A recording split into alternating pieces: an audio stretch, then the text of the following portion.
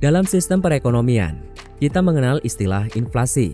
Apa itu inflasi, penyebab, dampak inflasi, dan bagaimana cara menghadapinya? Definisi inflasi adalah ketika harga barang yang cenderung naik dalam waktu panjang serta kontinu, yang dikarenakan oleh tidak seimbangnya arus uang dan barang. Umumnya masalah ini terjadi ketika jumlah uang yang beredar di masyarakat lebih banyak dari yang dibutuhkan. Masalah ini juga dapat mempengaruhi ekonomi suatu negara. Oleh karena itu, sebaiknya kamu mengetahui tentang seluk-beluk inflasi dengan lebih mendalam dan mencari tahu dampaknya melalui video berikut ini.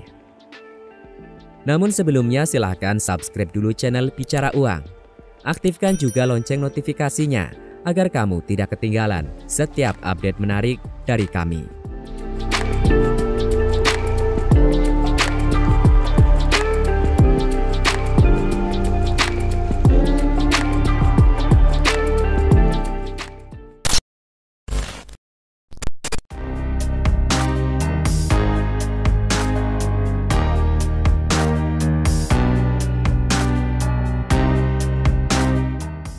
Tingginya peredaran uang di masyarakat.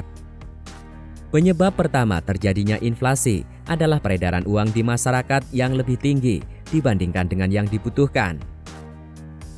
Inflasi terjadi dikarenakan jumlah barang tetap, namun uang yang beredar meningkat hingga 2 kali lipat. Hal itu menyebabkan harga barang naik hingga 100%.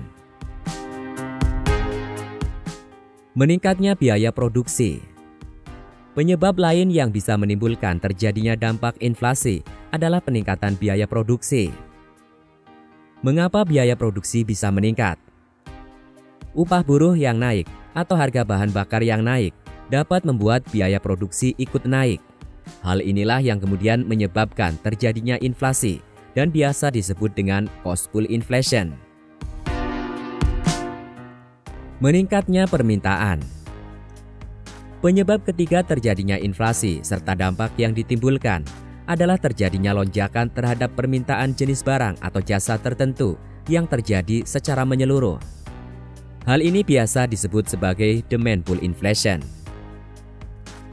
Peningkatan permintaan yang terjadi biasanya terbagi menjadi 3 jenis, yaitu peningkatan belanja pemerintah, peningkatan permintaan barang swasta, dan peningkatan permintaan barang untuk diekspor.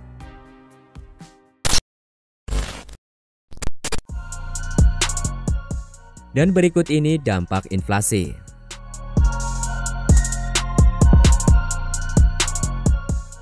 Yang pertama, produsen bisa mengeruk keuntungan dari kenaikan harga umum barang dan jasa. Inflasi tinggi menunjukkan adanya kenaikan harga umum barang dan jasa. Hal ini bisa memberikan dampak positif terhadap produsen. Dengan inflasi, maka biaya produksi bisa jauh tertutupi karena harga jual mengalami kenaikan. Oleh sebab itu, keuntungan produsen bisa meningkat. Menggerus daya beli masyarakat. Inflasi yang tinggi bisa menyebabkan daya beli masyarakat melemah, apalagi bagi pekerja yang tidak memperoleh kenaikan gaji atau upah. Misalnya saja, seorang pegawai selama 3 tahun memperoleh gaji 4,5 juta rupiah per bulan. Lalu terjadi inflasi di mana harga barang dan jasa naik. Hal ini tentunya akan membuat pengeluaran pegawai tersebut membengkak, sementara pendapatan tidak naik. Pada akhirnya, daya beli pegawai tersebut akan melemah. Mempengaruhi kemampuan ekspor negara. Inflasi juga bisa berpengaruh negatif terhadap ekspor suatu negara. Pasalnya, dengan inflasi maka biaya ekspor akan lebih mahal. Selanjutnya, hal tersebut akan meningkatkan harga dari suatu produk ekspor, sehingga daya saing produk tersebut di negara tujuan ekspor bisa menurun. Pada akhirnya, hal ini bisa menurunkan devisa negara. Berdampak pada suku bunga bank. Kondisi inflasi yang rendah atau deflasi menunjukkan penurunan harga barang dan jasa secara drastis. Hal ini bisa membuat bank sentral mengambil kebijakan untuk menurunkan suku bunga acuan, sehingga bank-bank bisa menurunkan suku bunga kreditnya. Nah, hal ini bisa memberikan dampak positif kepada kreditur atau peminjam baik perusahaan maupun individu, karena bunga pinjamannya lebih rendah. Sebaliknya, suku bunga rendah bisa memberikan penurunan pendapatan atau bahkan kerugian bagi pihak bank. Mengurangi minat orang menabung di bank. Apabila inflasi rendah, maka bank sentral bisa menurunkan suku bunga acuan. Hal ini bisa menurunkan bunga simpanan di bank, misalnya seperti bunga deposito dan giro. Tentunya dengan bunga deposito dan giro yang menurun, maka minat masyarakat menabung di bank juga turun. Contoh, nasabah A menabung di bank dengan bunga deposito 3%. Lalu ketika terjadi inflasi rendah, bunga deposito turun menjadi 2%. Hal ini menyebabkan keuntungan yang diperoleh nasabah A juga turun.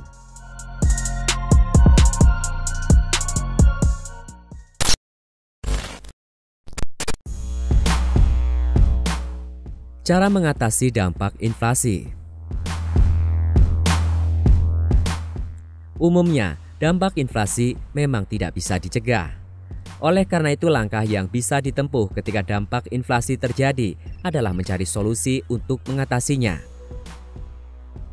Cara mengatasinya adalah dengan memberlakukan beberapa kebijakan seperti kebijakan moneter, kebijakan fiskal, dan kebijakan lainnya. Masing-masing dari cara tersebut akan diurai berikut ini. Kebijakan moneter. Kebijakan moneter akan diberlakukan ketika terjadi dampak inflasi dengan tujuan untuk menjaga kestabilan moneter. Dengan begitu diharapkan kesejahteraan masyarakat meningkat dan dampak dari inflasi dapat teratasi. Beberapa kebijakan moneter yang dapat dilakukan ada 3 hal.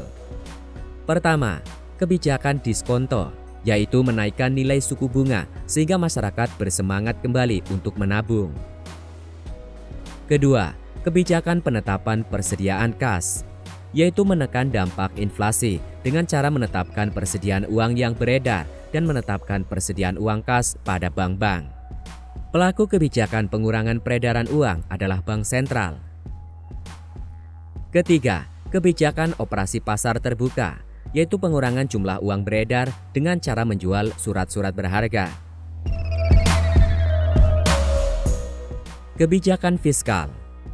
Selain kebijakan moneter, kebijakan fiskal juga dapat ditempuh untuk mengatasi terjadinya dampak inflasi.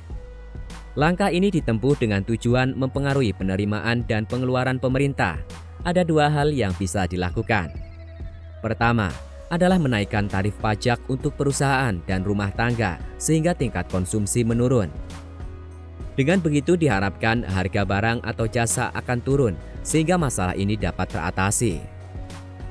Kedua, adalah menghemat pengeluaran pemerintah sehingga permintaan barang dan jasa yang dapat menurunkan harga dapat berkurang. Sekian pembahasan mengapa inflasi tinggi, beban hidup makin berat. Sampai jumpa pada video kami berikutnya.